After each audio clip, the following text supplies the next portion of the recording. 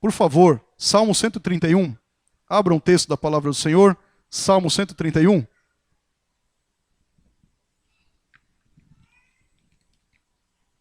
Nós vamos ler o inteiro. É composto de 3 versos apenas. Salmo 131. Por favor, vamos ler a palavra do Senhor. Eu quero ser bem objetivo a respeito disso que vamos tratar hoje. Salmo 131, são 3 versos apenas aí. Verso 1, 2 e 3. Vamos ler com muita alegria ao coração, e aí, naturalmente, com muita reverência também. Vamos fazer assim? Eu vou ler o primeiro e o terceiro, os irmãos leem o segundo, tá certo?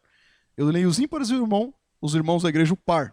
Diz assim, Salmo 131 está reproduzido aqui na tela também, versos de 1 a 3. Senhor, não é soberbo o meu coração, nem altivo o meu olhar. Não ando à procura de grandes coisas, nem de coisas maravilhosas demais para mim. Pelo contrário, fiz calar e sossegar minha alma, como a criança desmamada se aquieta nos braços de sua mãe, como essa criança é a minha alma para comigo. Espera, ó Israel, no Senhor, desde agora e para sempre. Curve sua cabeça. Deus querido, Deus eterno, mais uma vez, Senhor, nós estamos aqui para ouvir a Tua voz. Que o Senhor fale, Senhor, Pai, ao nosso coração, para que possamos trilhar em conformidade com a Tua palavra. Nós sabemos, Pai, que somos fracos, pequeninos e debilitados, mas o Senhor é um Deus grande, forte, justo, santo, que nos abençoa, Pai, e todos os dias nos orienta ao caminho que devemos seguir. Sê conosco mais uma vez, o Teu povo já está aqui congregado, Pai, quer receber o Teu direcionamento. Ó Deus, a Tua palavra é lâmpada para os nossos pés e luz para os nossos caminhos. Nós depositamos a verdadeira confiança inteiramente em Ti, não no nosso nome, e muito menos nos méritos que temos, porque não temos algum, mas o nome santo, precioso e bendito de Jesus, pelo qual também pedimos, Senhor, continua nos instruindo, nos capacitando e nos direcionando em tudo. Nós Te agradecemos, Pai, no nome do Teu Filho. Amém. Meus irmãos, de forma bem objetiva, vamos tratar a respeito do tema muito propício a esse salmo. Como é que nós devemos viver diante de Deus? Como é que deve ser nossa vida diante de Deus? Como que devemos caminhar diante de Deus com base nesse salmo? O livro dos Salmos, os irmãos certamente conhecem, se alguém não conhecer, conhecerá agora. O livro dos Salmos é o maior e talvez aqui o mais amplo utilizado na Bíblia Sagrada. Eu não estou dizendo aqui que todas as vezes se utilizam os salmos para os ensinos, para as questões do dia a dia. Mas por ser um saltério, por ser um inário do povo de Israel, naturalmente ele é um dos mais utilizados, mais conhecidos. De repente, se você perguntar um texto bíblico ou outro para um ímpio, que seja aí afora, ele não sabe dizer. Mas se você falar do Salmo 91, ele usa até como amuleto, não é? Ele deixa lá aberto, a página da Bíblia fica amarelada, ele usa como uma espécie de amuleto, 23, 91. Alguma coisa as pessoas saberão a respeito dos Salmos. Salmos aqui explora o mais profundo, o mais profundo da experiência humana, de uma forma pessoal e ao mesmo tempo prática. Mas dos seus 150 cânticos, são 150 salmos, que permeiam o absoluto do todo, nós estamos dizendo que eles caminham pela criação, caminham aqui pelo patriarcado, a questão patriarcal, caminham aqui pela questão teocrática, monárquica, exílica e até pós-exílica. Você vai ver dentro dos 150 salmos todos esses períodos que eu acabei de citar aqui para vocês. A tremenda amplitude aqui do tema dos salmos inclui alguns tópicos, não é? O que os salmos falam? Eles falam a respeito de júbilo. Eles falam do extremo, né? A respeito do júbilo, aí depois falam a respeito da guerra, a respeito da paz, a respeito de culto, a respeito do juízo, a respeito de profecia messiânica, apontando para Cristo Jesus, a respeito do louvor e também de lamentação. Os salmos falam isso. Não somente isso, nós estamos aqui naturalmente falando de um livro bíblico poético. É um livro de poesia, um livro poético, é um inário. Só para que vocês compreendam um pouquinho melhor, salmos estão subdivididos em várias categorias. Não é uma coisa só. Por exemplo, nós temos salmos imprecatórios. que pedem julgamento para os perversos, para os ímpios. Você vai ver, às vezes, Davi falando isso, Senhor, faz isso, faz aquilo, ele clamando, imprecatórios. Não somente salmos imprecatórios, mas salmos aqui penitenciais, que expressam a tristeza pelo pecado. Por várias vezes, nós vamos ver vários salmistas, Davi não foi o único, claramente, pedindo perdão pelos seus pecados. Salmos penitenciais.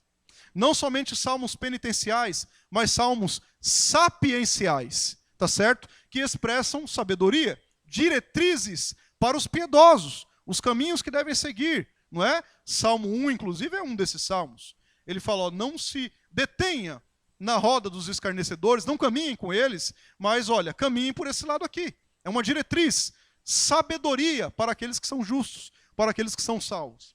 Não somente salmos sapienciais, mas salmos históricos, que fazem aqui uma retrospectiva da ação de Deus em meio ao povo de Israel. Se não for o Senhor que fez isso, que fez aquilo, olha as obras que Deus fez, a maravilha que Deus fez. Salmos históricos. Não somente salmos históricos, mas salmos sobre natureza. Falam das obras de Deus na criação, na revelação geral de Deus como um todo. A gente vê claramente alguns salmistas, né, trazendo isso como um contexto.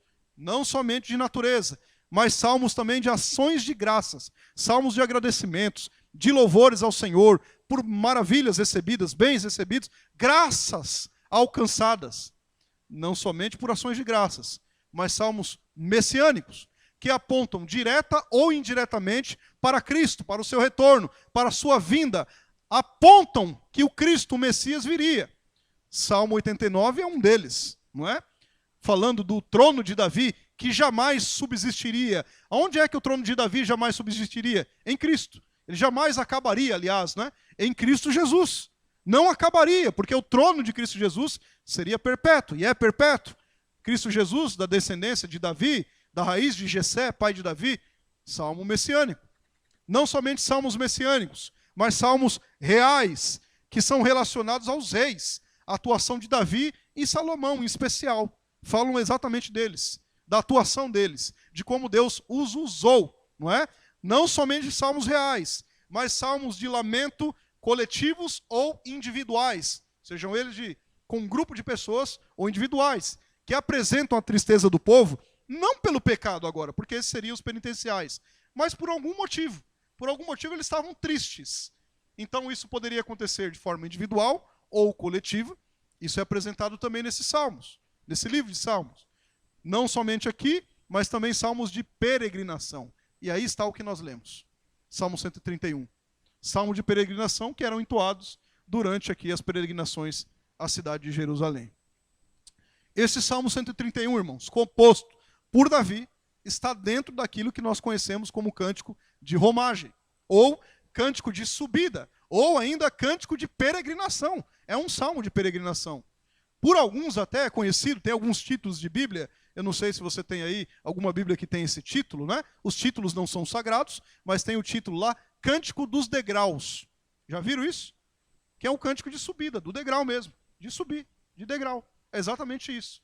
Você pode chamar de cântico de peregrino, cântico de romagem, cântico de subida, cântico dos degraus, ou dos degraus, né? Seria essa colocação? Pode. Não há dificuldade nenhuma. Essas composições de romagem, nesta ala dos salmos, estão aí do Salmo 120 ao Salmo 134. Do Salmo 120 ao 134, são esses salmos de subida, de degrau, de romaria, de romagem, de peregrinação, quando o povo então ia até Jerusalém, até Sião. Os salmos de romagem aqui são inário dentro do saltério bíblico. Um pequeno inário dentro do saltério maior, do saltério bíblico.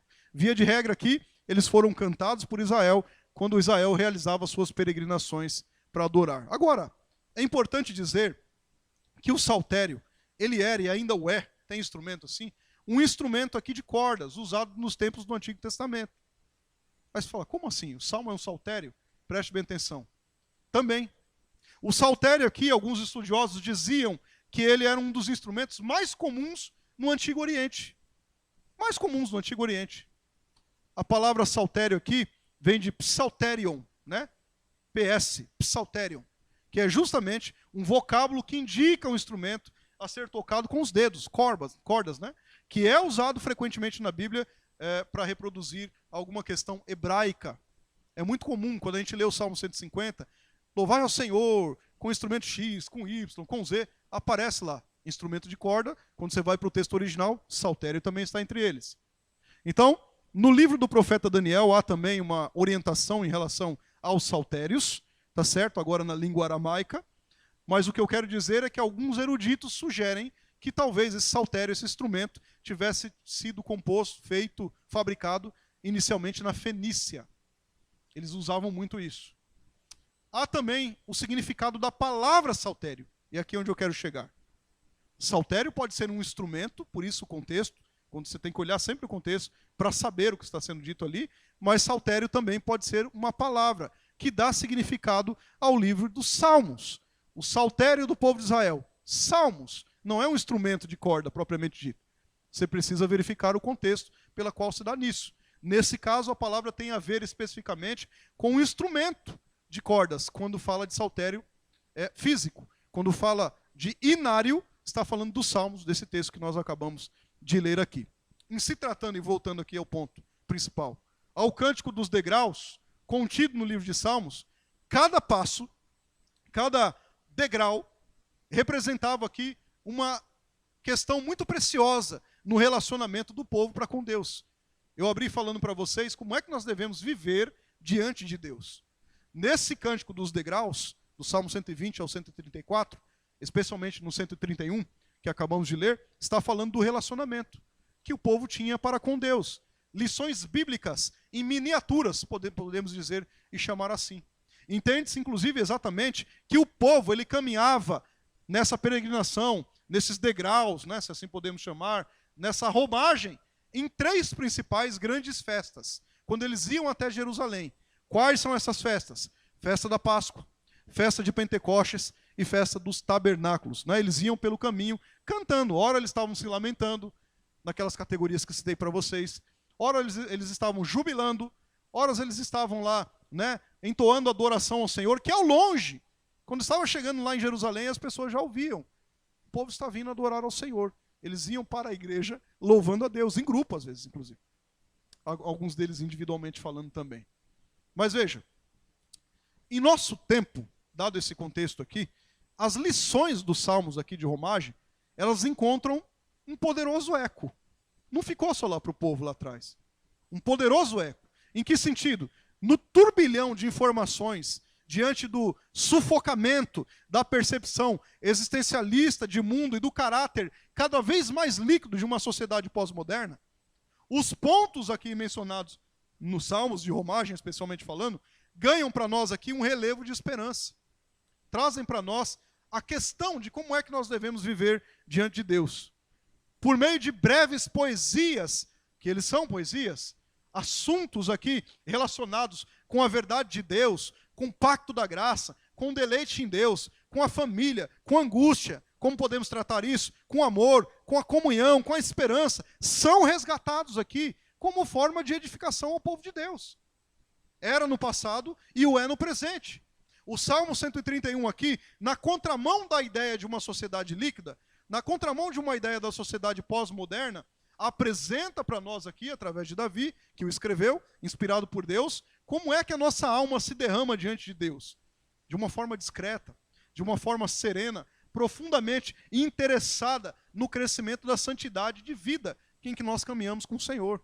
Como é que nós, olhando para esse salmo aqui, caminhamos e vivemos diante de Deus? Nós aprendemos aqui nele como devemos viver, mesmo cercados por uma sociedade totalmente corrompida. Algumas perguntas. Como é que esses peregrinos, eles deveriam então se achegar a Deus em Jerusalém? Era só cantando? Porque só cantar não quer dizer nada. Não é? A gente só da boca para fora não quer dizer absolutamente nada. O próprio Isaías falava, esse povo me honra com os lábios, mas o coração está lá no Japão, está longe de mim, não é? Isaías falava isso. Não quer dizer que nós estamos vivendo isso aqui no Carrão, lógico que não. Estou fazendo um paralelo em relação a isso. Mas como é que esses peregrinos que iam em romagem até Jerusalém se achegavam a Deus? De que forma? Como que eles viviam diante de Deus em relação a isso? Uma segunda pergunta, como é que nós, na atualidade, devemos então viver diante de Deus com base nisso? Tudo bem. Esse Salmo 131 nos oferece aqui uma resposta clara, e é isso que eu vou caminhar, objetiva, e é isso que eu vou caminhar, quanto a essas questões todas que estamos tratando aqui. O Salmo 131 nos ensina aqui como nós devemos viver diante de Deus de uma forma muito clara e objetiva, e não subjetiva. Subjetiva é um relativismo. Veja bem, em primeiro lugar, olha o Salmo no primeiro verso. Salmo 131, no verso 1, está dizendo: Senhor, não é soberbo o meu coração, nem altivo o meu olhar. Não ando à procura de grandes coisas, nem de coisas maravilhosas demais para mim. Vocês têm noção? Uma turma vindo cantando isso para a igreja? Tem noção? Imagina vocês vindo em família, no carro, ou até a pé para a igreja, tem alguns que moram perto, ou até quando chegam aqui na igreja, entoando isso. Tem noção? Eu estou indo lá adorar o Senhor, mas olha o que ele está cantando, olha o que ele está falando. Senhor, não é soberbo o meu coração. Eu estou indo aí te adorar, mas não é soberbo o meu coração. Nem altivo o meu olhar. Não ando à procura de coisas, de grandes coisas, nem de coisas maravilhosas demais para mim. Em primeiro lugar, como é que nós devemos viver diante de Deus? A resposta para essa pergunta é: nós devemos viver diante de Deus com um coração humilde. Simples assim. Com um coração humilde. Não é preciso muita coisa. Eu já tenho dito isso a vocês aqui. Nós precisamos viver diante de Deus com um coração humilde. Esta aqui é uma confissão ante Deus, né? Ante Deus aqui, não ante de tirar Deus. Perante Deus. Seria a melhor colocação aqui. Que não se deixe enganar. Uma confissão àquele que sonda as mentes e os corações. Deus sabe. Exatamente o que eles estavam louvando, exatamente o que nós estamos louvando, exatamente como nós nos posicionamos. Seria uma grande tolice, vamos dizer assim, fazer aqui uma confissão, se essa confissão não fosse a realidade do salmista. Era a realidade do salmista, que deve ser a nossa.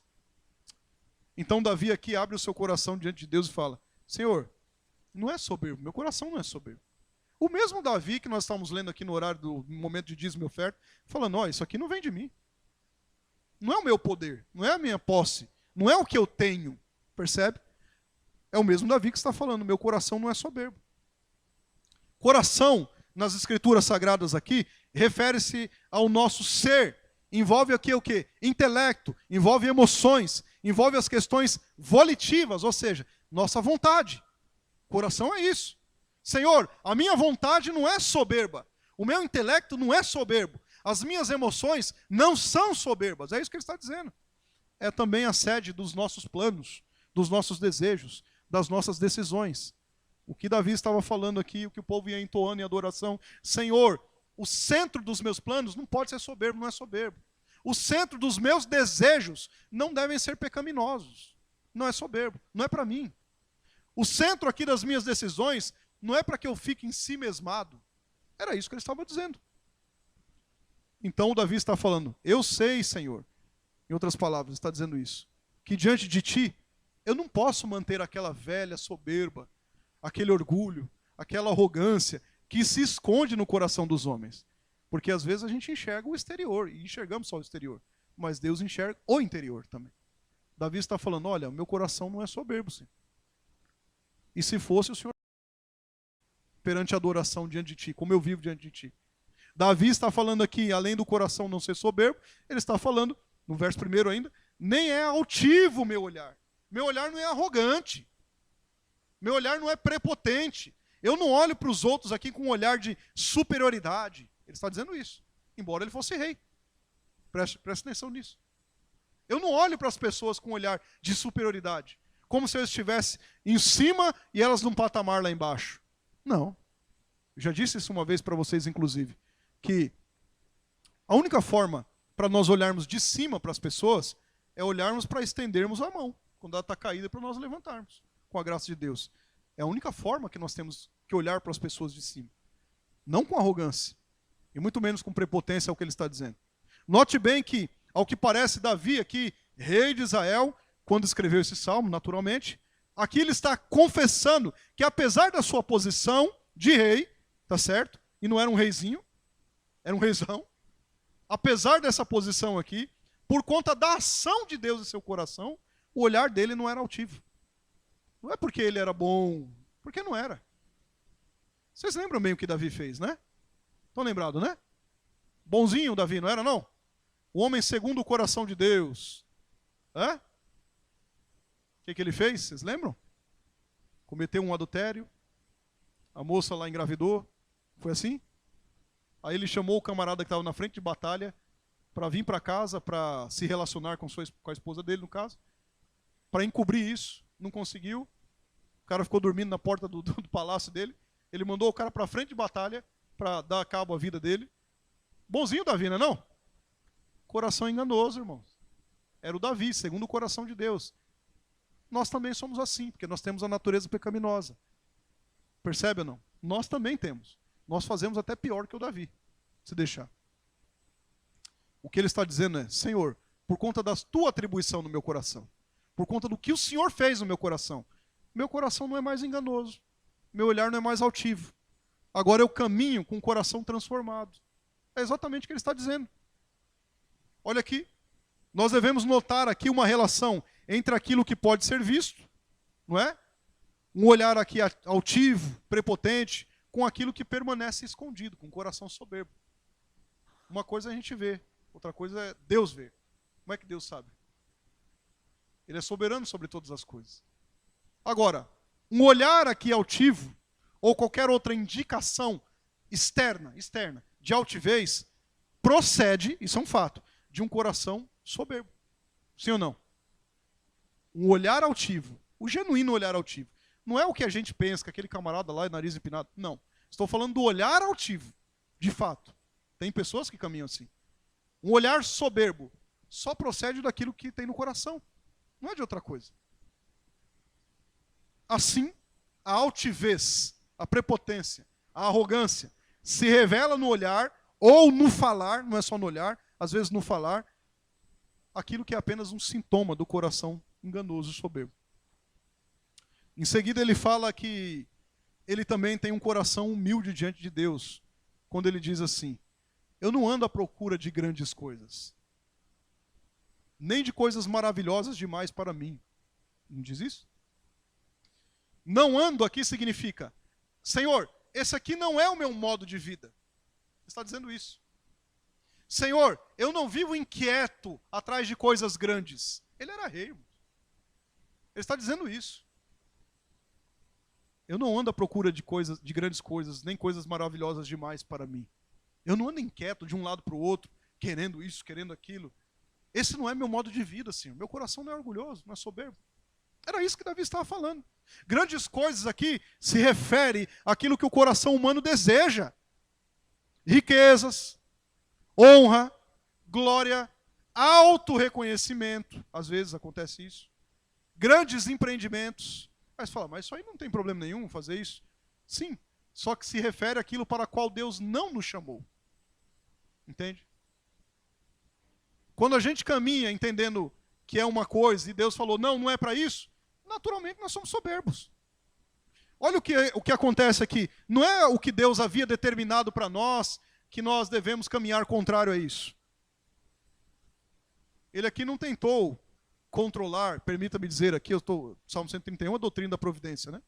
Ele não tentou controlar a providência divina. Ah, Senhor, eu vou fazer desse jeito aqui porque aqui é melhor. Eu acho que aqui vai dar melhor, aquele outro jeito é melhor. Eu sou o reizão mesmo, eu conquisto, eu vou lá, eu meto a espada nos outros. Ele não fez isso.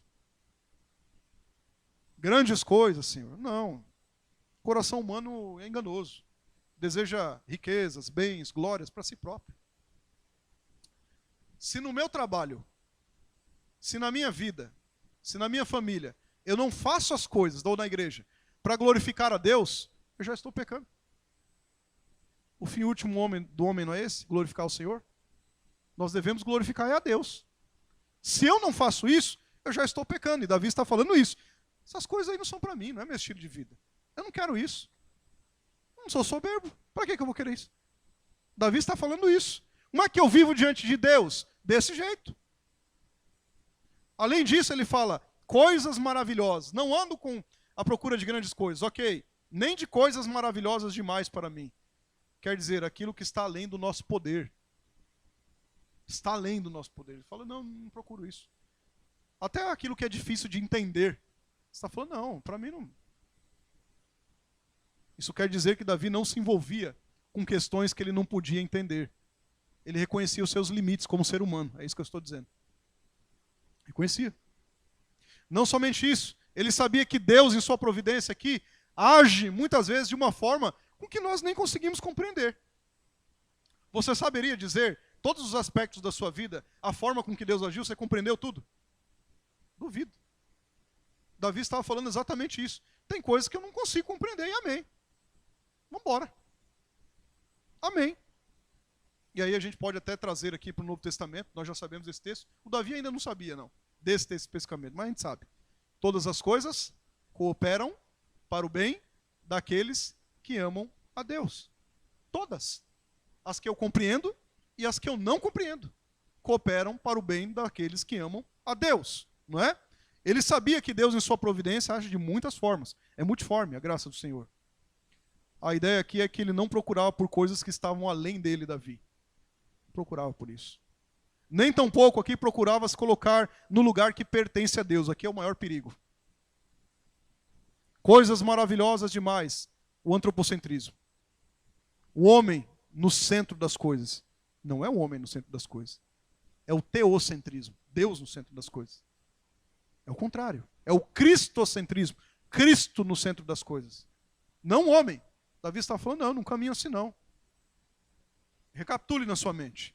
Davi aqui disse 3 coisas. Meu coração não é soberbo. Primeira coisa. Ou seja, ele não era o tipo de pessoa que vivia aqui se vangloriando ou alimentando uma imagem elevada demais. Eu sou Davi. Ele não vivia assim.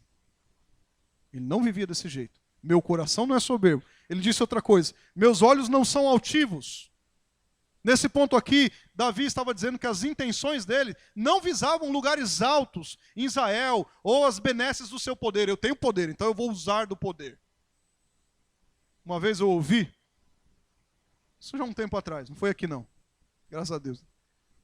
Um tempão atrás, caminhando ali nos corredores de uma certa igreja,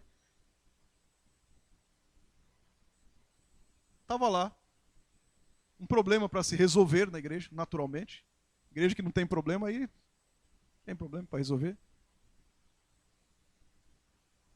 Na casta, se eu posso dizer assim, mais elevada, uma moça falou, vou usar meus poderes de filha do pastor.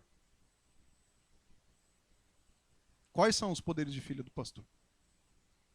Eu não sei quais são. Mas não aconteceu nem na presbiteriana, viu? Fica tranquilo em relação. Vou usar meus poderes de filha do pastor para caminhar e fazer coisas que a Bíblia não diz. Parece até uma família real, não parece? Família real, essa.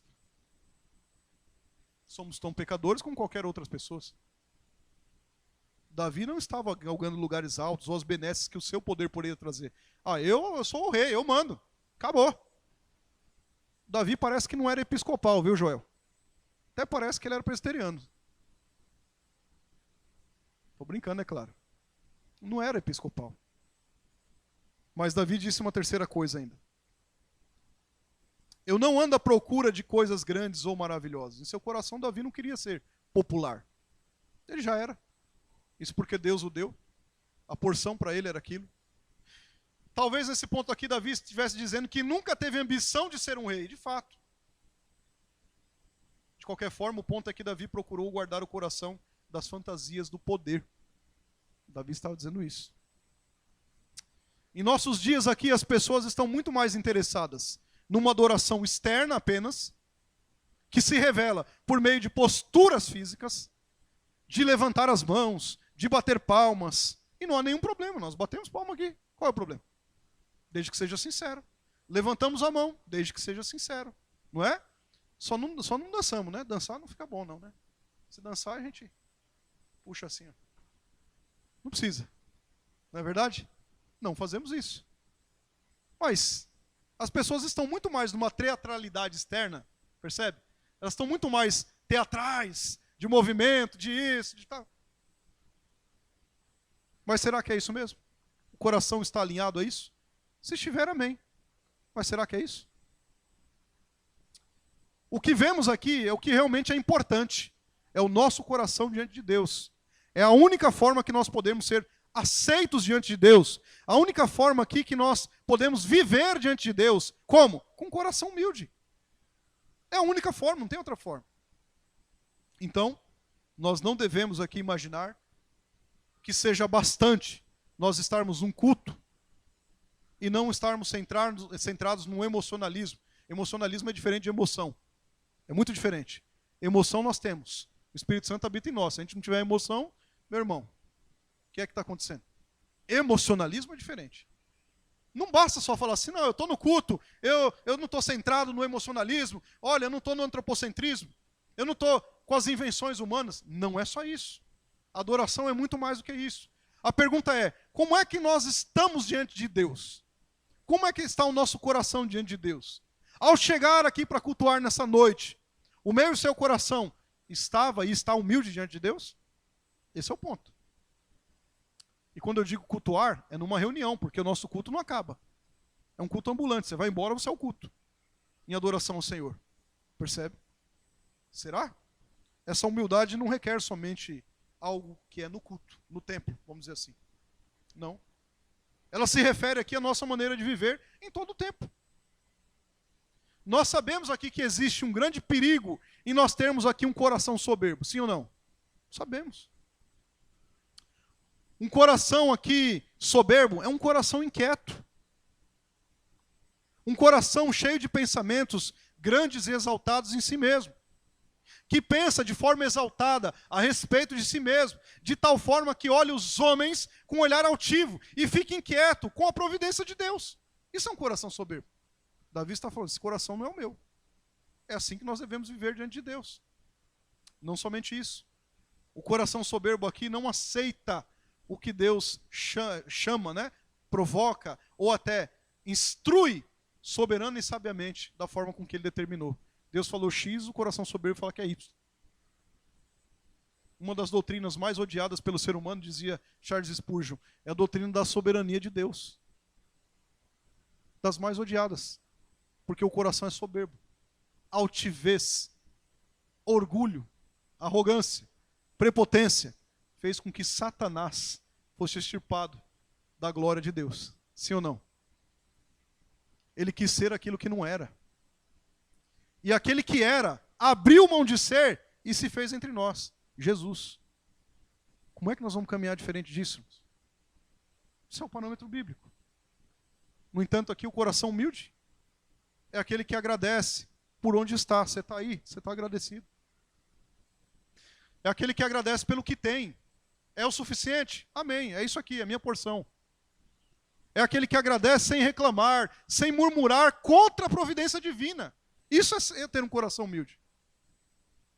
O coração humilde aceita o que Deus ordenou. Ele não permite aqui que os aspectos da providência divina, que ele não entende, porque às vezes ele não entende, nenhum de nós entende algumas coisas, às vezes, que nós não entendemos, roubem a nossa alegria de viver, roubem a nossa gratidão, roubem o nosso desejo de servir a Deus. Ah, eu não entendo, então não vou servir a Deus.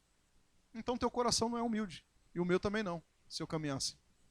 Meu coração é soberbo e arrogante, assim como o teu, se eu caminhar desse jeito. Percebe? O coração humilde aqui não busca entender as coisas que Deus, em sua soberania, em sua sabedoria, resolveu ocultar ao nosso entendimento. Existe aqui um limite nas nossas perguntas quando o assunto é Deus, sua revelação e providência. Tem coisa que na sua soberania ele não revela. Nós passamos por elas, mas ele não revela. O Jó mandou um tchau para a turma que acha diferente disso. Lembra do Jó? Quando nós tentamos aqui ultrapassar esses limites, né? Falhamos naturalmente, miseravelmente. Nós estamos querendo aqui ocupar o lugar que não pertence a nós. Quando a gente tenta ultrapassar esses limites, é um lugar que não pertence a gente. Diria até o lugar de Deus, querer estar no lugar de Deus. Eu citei no estudo bíblico ali agora há pouco, Deuteronômio 29, 29. As coisas encobertas pertencem ao Senhor, o nosso Deus. Olha lá. Porém, as reveladas pertencem a nós e aos nossos filhos para sempre, para que cumpramos todas as palavras da lei. Nem tudo o Senhor vai revelar a nós, em sua soberania. Mas eu tenho que entender que isso também faz parte da providência divina, porque todas as coisas cooperam para o bem daqueles que amam a Deus, as que eu entendo e as que eu não entendo.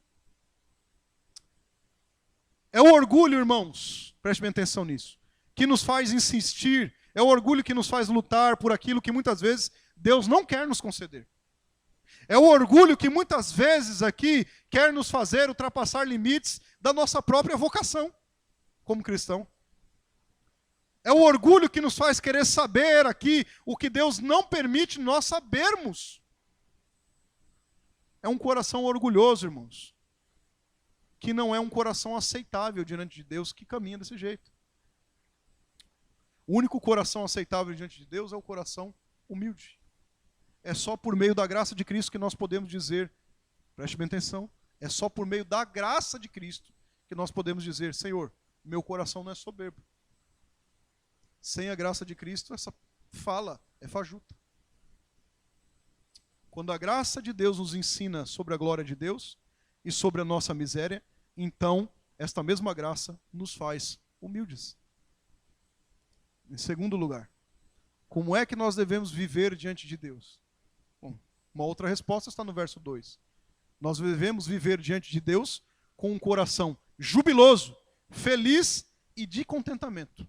Está no verso 2. Dá uma olhada. Pelo contrário, fiz calar e sossegar a minha alma, como a criança desmamada se aquieta nos braços de sua mãe. Como essa criança é a minha alma para comigo. Pois bem, como é que nós vivemos diante de Deus? Vivemos com um coração jubiloso, ou devemos viver? Devemos viver com um coração feliz, um coração de contentamento. Davi aqui está utilizando uma metáfora. Ele está dizendo que a sua alma era como de uma criança desmamada. Isto é, sua alma, lembre-se, seus desejos, também pode entrar aqui, não era como uma criança que recém-nascida, gritando e chorando no colo da sua mãe por leite. E eu tenho vivido isso aí, todas as madrugadas. Não era desse jeito.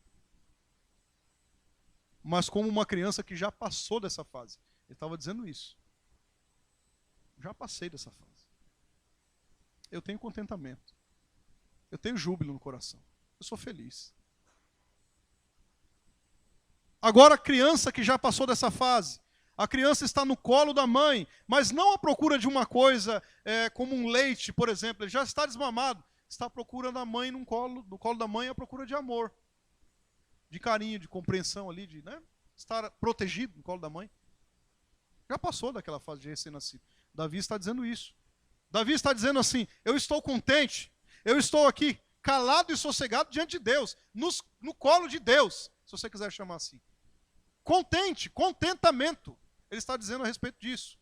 A pergunta é, o seu coração anda agitado? Há preocupações que te afligem? Você está por um motivo ou outro descontente na família, no trabalho, até na igreja. Você está descontente? Você está preocupado? Uma palavra para você. Cuidado. Cuidado.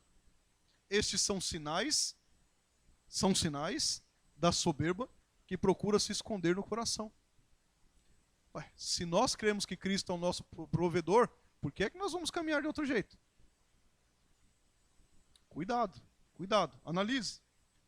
O coração de Davi não estava assim, ele estava dizendo, não é soberbo. Pelo contrário, fiz calar e sossegar a minha alma. Como? Como é que ele fez isso?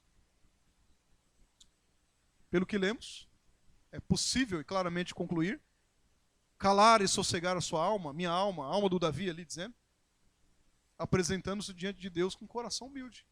Ele sabia quem Deus era e quem ele era. Não tentando julgar as ações de Deus, mas simplesmente se submetendo a Deus, em todas as questões que Ele preparou e projetou para nós. Fazer a alma sossegar aqui e se calar, não é fácil. Tem gente agitada, irmãos. Por tudo reclama, por tudo murmura, por tudo. Tem gente agitada o tempo inteiro. Todos nós, em certa medida, somos assim. Certamente nós temos muito conflito, ou conflitos, no plural, internos. E temos. A ideia aqui trata-se de uma luta interna no âmbito do coração, que é preciso lutar contra a própria soberba, mortificar a carne, não é? Contra o pecado, contra o desejo das riquezas, desvairadas, evidentemente falando, não é? É nesse sentido que eu estou dizendo. Contra o desejo de glória para si próprio, contra o desejo de honra para si próprio, de aceitação, de reconhecimento, no auto-reconhecimento. O evangelho é um evangelho de renúncias. É preciso aqui renunciar e colocar a vida inteira como um sacrifício diante de Deus de gratidão a Ele. Isso aqui nos ensina a nós estarmos felizes, nos ensina a nós estarmos alegres, contentes com o que Deus nos concedeu. O que Deus te concedeu até esse momento é o que você precisa. Não é? Se o Senhor é nosso pastor, nada nos faltará. Se aquilo que Deus não me concedeu eu não preciso, por que eu vou ficar clamando a Ele para que Ele me dê aquilo que Ele não quis me dar? Ele não nos prove tudo? Se você chegou até aí, é esse momento aí mesmo. De repente você está atravessando uma fase que Deus quer te provar, no sentido de te aprovar, de te ajudar, te auxiliar, te dar experiência, e você está aí reclamando, colocando Deus na parede aí. Por que? Não, é porque isso. Coração humilde. Você não sabe do amanhã, nem eu. Você sabe? Mas uma coisa a gente já sabe, do passado. Você é a mesma pessoa do passado? O que você tem hoje, não estou nem falando nos aspectos materiais, espiritualmente falando, você é o mesmo do passado? Certamente não. Para frente não vai acontecer a mesma coisa? Quando você chegar lá na frente, você não vai olhar aqui agora, no seu presente, agora aqui no atual, e falar, nossa, mas eu mudei, Deus me ajudou. Sim. Por que reclamar? Por que ter autoglória, auto-honraria? Porque eu preciso. Nos ensina aqui que quando nós nos submetemos a Deus e fazemos sossegar a nossa alma, há uma mudança aqui, vamos dizer assim, no centro gravitacional. O ego, deixa de ser o centro. Percebe? A gente se anula. Deixa de ser o centro aqui. Então é Deus que se torna o centro das nossas vidas. Ele sempre esteve na nossa consciência, é isso que eu estou querendo dizer.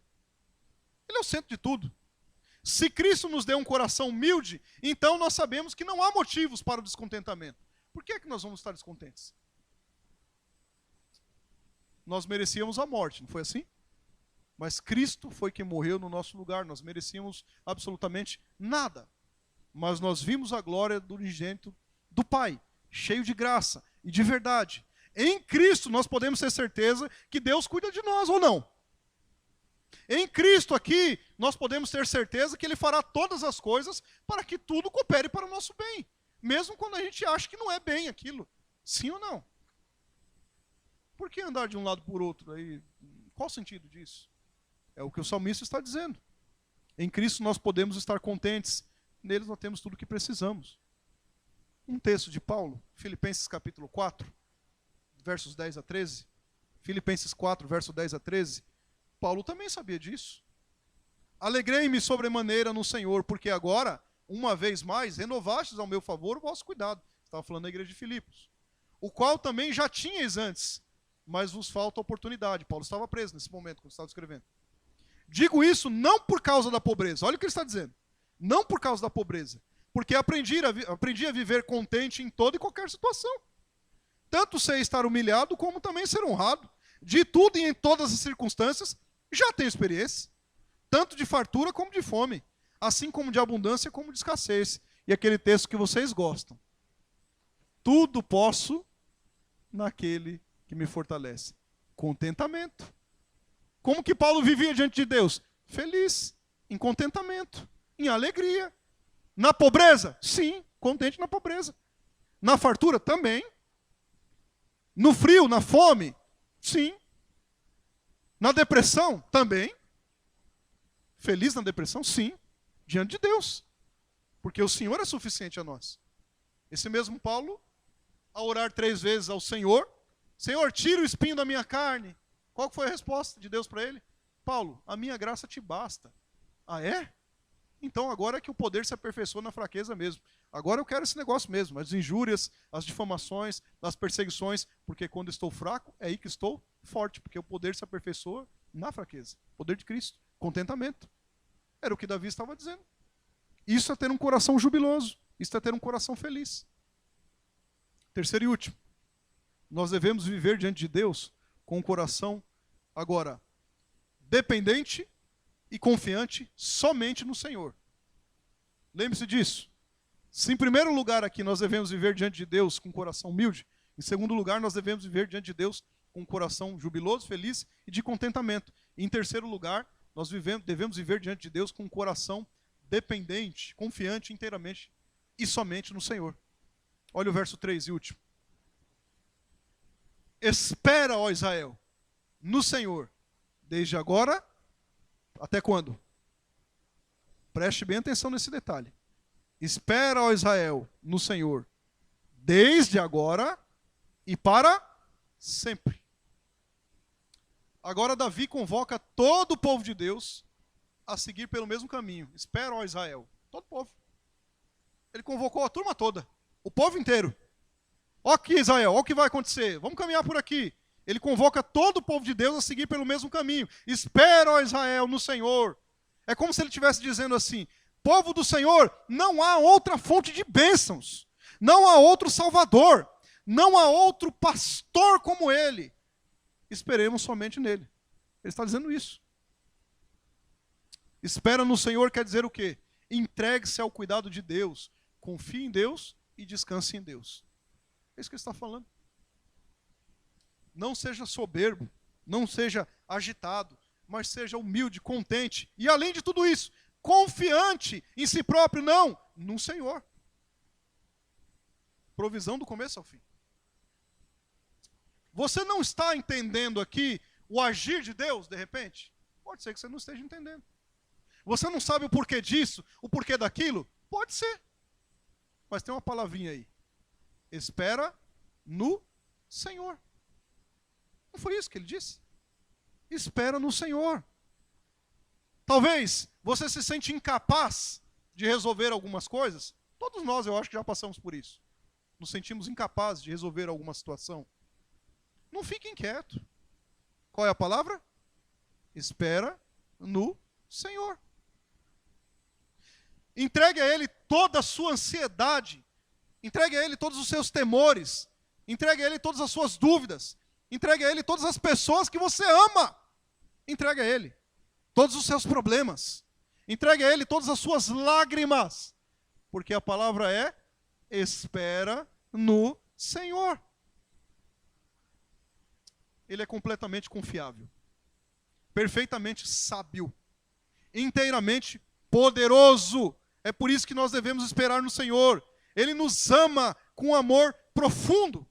O seu amor não falha. A sua graça aqui não se retrai. As suas promessas aqui são infalíveis. Por que é que nós não esperaríamos no Senhor? Tem algum motivo para não esperarmos no Senhor? Aliás, nós temos motivos para esperar no Senhor. Nós podemos esperar agora. Podemos ou não? Agora. 20 para as 9. Podemos ou não podemos? Podemos esperar agora. Podemos esperar amanhã? Sim ou não? Podemos. Nós podemos esperar todos os dias das nossas vidas. Podemos esperar aqui na eternidade? Podemos. Porque mesmo na eternidade ainda nós seremos povo dele. E ele será o nosso Deus. Não é o que Davi está falando aqui? Espera, ó Israel, no Senhor. Quando, Davi? Desde agora e para sempre. Até a eternidade. Para sempre. Nós não podemos nos assustar, irmãos, com as coisas que têm ocorrido por aí afora. Até mesmo no nosso meio. Mas nós devemos descansar no Senhor. Nosso coração deve estar assim. Nele nós obteremos todas as bênçãos que Ele mesmo preparou para nós de antemão. Portanto, ele diz, Israel, e para nós aqui nós sabemos que somos Israel de Deus. Portanto, igreja de Cristo Jesus, espera no Senhor. Assim nós devemos viver diante de Deus, irmãos. Como é que nós devemos viver diante de Deus? Relembre. Primeiro, nós devemos viver diante de Deus com um coração humilde. Senhor, olha o verso, não é soberbo o meu coração, nem é altivo o meu olhar, não ando à procura de grandes coisas, nem coisas maravilhosas demais para mim. Relembre. Segundo, como eu devo viver diante de Deus? Devemos viver diante de Deus aqui com um coração jubiloso, feliz e de contentamento. Olha o verso 2. Pelo contrário, fiz calar e sossegar a minha alma, como criança desmamada se aquieta nos braços de sua mãe, como essa criança é a minha alma para comigo. Relembre, terceiro e último, para louvarmos. Conjunto, por favor, vem à frente. Nós devemos aqui viver diante de Deus com um coração dependente e confiante inteiramente no Senhor. Espera, ó Israel, no Senhor, desde agora e para sempre. Meus irmãos, esse salmo de romagem, de subida, de degraus, quando o povo ia adorando o Senhor, glorificando o Senhor, porque Ele era, pelas coisas que Ele fez, ora lamentando, ora jubilando. Esse Salmo 131 mostra-nos, do começo ao fim, a doutrina da providência divina para nós, irmãos. Do começo ao fim. Por que é que nós andaríamos inquietos? Como diz o próprio Paulo em Filipenses, ansiosos por coisa alguma. Não podemos andar assim. Apresentemos diante de Deus as nossas petições, diante do Senhor as nossas orações, com ações de graça, agradecidos pelo que Ele fez no passado, pelo que Ele faz no presente, pelo que Ele ainda fará no futuro. Porque tudo que Ele fez, tudo que Ele faz e tudo que Ele fará é bom. Porque o Senhor é bom e a sua misericórdia dura para sempre, e de geração em geração a sua fidelidade.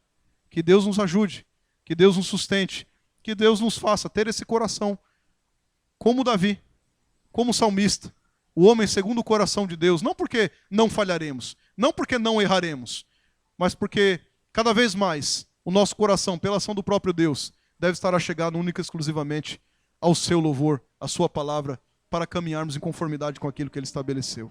Amém?